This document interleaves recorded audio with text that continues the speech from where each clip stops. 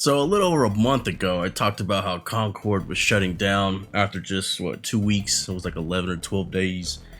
And there was some people that said they're gonna come back stronger than ever, that they're just on hiatus, or that they're just gonna redo it for free to play and all this kind of stuff. But the thing is though, like I said in the video, if they spent so much money on it, it would be almost fiction to believe that they would dump more money to try to make it the game that it should have been from the beginning. And sure enough, I think Sony agreed with that, because Firewalk Studios officially closing. Sony has shut it down. This was as of today, October 29th. So, and this was first reported by Bloomberg's Jason Schreier. Yeah, this all following Concord's disastrous release and subsequent shutdown. So it has been sunset. Firewalk Studios closure follows reported departure of director Ryan Ellis, who stepped down after Concord was taken offline. Sony Interactive Entertainment publicly posted the internal email from Studio Business Group CEO Herman Holtz with a statement on the closure, which you can read below. All right, let's read it. Dear team, today I want to share some important updates from Sony Interactive Entertainment Studios Business Group. We consistently evaluate our games portfolio and status of our projects to ensure we are meeting near and long-term business priorities. As part of our ongoing efforts to strengthen SIE Studio, which is Sony Interactive, we have had to make a difficult decision relating to two of our studios, Neon Koi and Firewalk Studios. Expanding beyond PlayStation devices and crafting engaging online experiences alongside our single-player games are key focal areas for us as we evolve our revenue streams. We need to be strategic, though, in bringing our games to new platforms and recognize when our games fall short of meeting player expectations. While mobile remains a priority growth area for the studio's businesses, we are in the very early stage of our mobile efforts. To achieve success in this area, we need to concentrate on titles that are in line with PlayStation Studios' pedigree and have the potential to reach more players globally. With this refocused approach, Neon Koi will close and its mobile action game will not be moving forward. I want to express my gratitude to everyone at Neon for their hard work and endless passion to innovate. Regarding Firewalk, as announced in early September at Partner Up in Concord, certain aspects of Concord were exceptional, but others did not land with enough players, and as a result, we took the game offline. We have spent considerable time these past few months exploring all our options. After much thought, we have determined the best path forward is to permanently sunset the game and close the studio. I want to thank all of Firewalk for their craftsmanship, creative spirit, and dedication. So let me pause it right there so far. It's dead. The game is officially buried. They said they were tweaking the last couple months. I do remember that there was apparently, if you had the game on Steam, that it's been doing some updates in the background, and there was some data mining showing that there were some changes. And I think that got some people excited.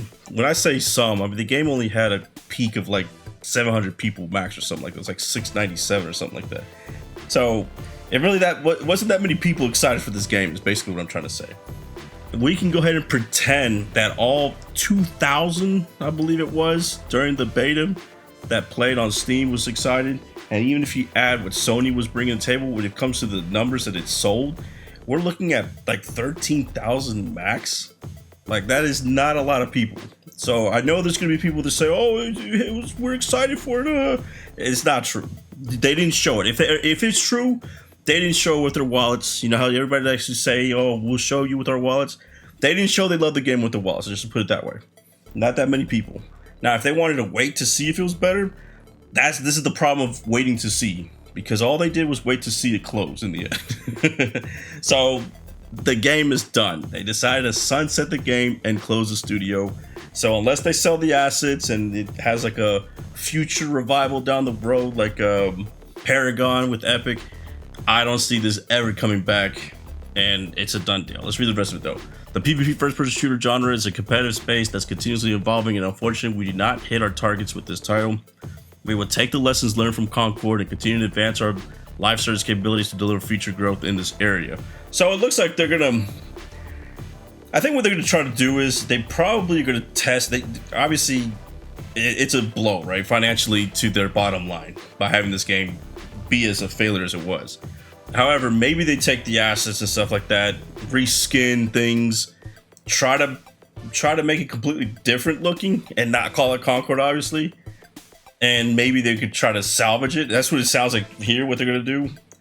to deliver future growth in this area. Maybe they keep the assets and stuff like that and try to build on top of it, but it's not going to be that studio though. So that's actually a hard sell as well. I'm not so sure. They might just scrap everything and just start over. It looks like they're just gonna have to find a new studio to do a live service, hero shooter or whatnot. I'm not sure what they're trying to do. I know none of this is easy news to hear, particularly with colleagues and friends departing SIE. Both decisions were given serious thought, and ultimately we feel like they are the right ones to strengthen the organization. Concord and Firewalk were home to many talented individuals, and we will work to find replacement for some of those impacted within our global community of studios where possible. I am a big believer in the benefits of embracing creative experimentation and developing new IP. However, growing through sustainable financials, especially in challenged economic environment, is critical. While today is a difficult day, there is much to look forward to in the months ahead at the Studios Business Group and our teams. I remain confident that we are building a resilient and capable organization driven by creating unforgettable entertainment experiences for our players.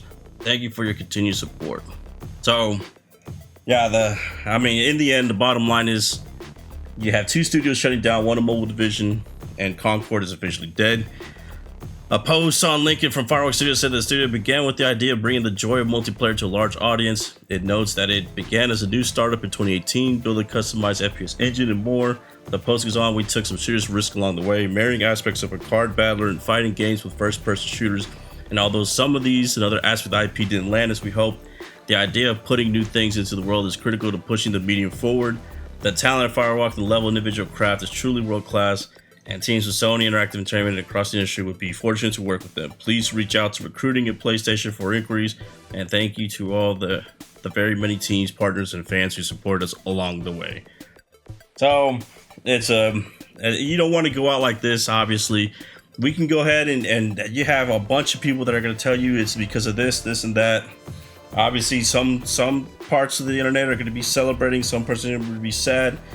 And in the end, these are real lives, being impacted. They lost their jobs and stuff like that. Hopefully Sony puts them into, some groups that might need developers and whatnot inside organization. But I think Concord, probably the biggest thing that everybody got out of it from what I've heard outside of the noise is that going pay to play was not the move. Right, I think a lot of hero shooters and stuff like that, free to play seems to be where you want it to be, because if you're trying to ask people to pay, you're already behind the eight ball in that regard. And then the character design, I don't think anybody really said that they love the character design. I can't really find a lot of people on the internet. I've heard more negative than anything positive about the character design, and it just goes to show that, some of that stuff is very important. The other stuff, whether it be political or whatnot, look, all I'm going to say is this when it comes to that. There's been a lot of games that have come out that have been really battling in the front lines in that regard, and it doesn't seem like it's paying off in the end. I don't see their player base supporting them enough to back the talk that they bring against other people online. So I think the studios that have gotten really the approach of, hey, this is our game, you either love it or hate it kind of thing, but they just say to themselves, I feel like those thrive more, right? There was some controversy around Stellar Blade, and I feel like that game was very successful. There was some controversy around Wukong, and I feel that game was very successful. They just kind of just stuck to their own. They said their piece of whatever it is that people wanted, and that was it. Anytime they got pressed by the media, they were just like, hey, here's our game. So there could be lessons in that as well. I think Sony, the biggest thing here though is that they spent a lot of money to acquire the studio, Firewalk Studios, and in just 2 short years they had to shut it down. The game cost a lot of money, it flopped, it didn't sell, no one was playing it. The idea of having to rebuild it after so many years of actually building what they had just wasn't gonna be cost friendly. Let's just put it that way. So let me know what you guys think below. Do you feel like that they should have given them another chance, Sony? Do you think that they should have made it free to play and see what happens? There's some people that tell me that it was a good game, that they played it. Again, there's not that many people that played it though. I just know this: if it was a good game, if it was as good as people say it was, I would feel like more than 700 people would be playing it on PC. I mean, it's hard for me to look at a game that only has that kind of player count and say that it was a great game. I see a game like Banana, which is just clicking a banana, have hundreds of thousands of people. And I know they're not having fun in that game, but it seems like they're having more fun in that than Concord.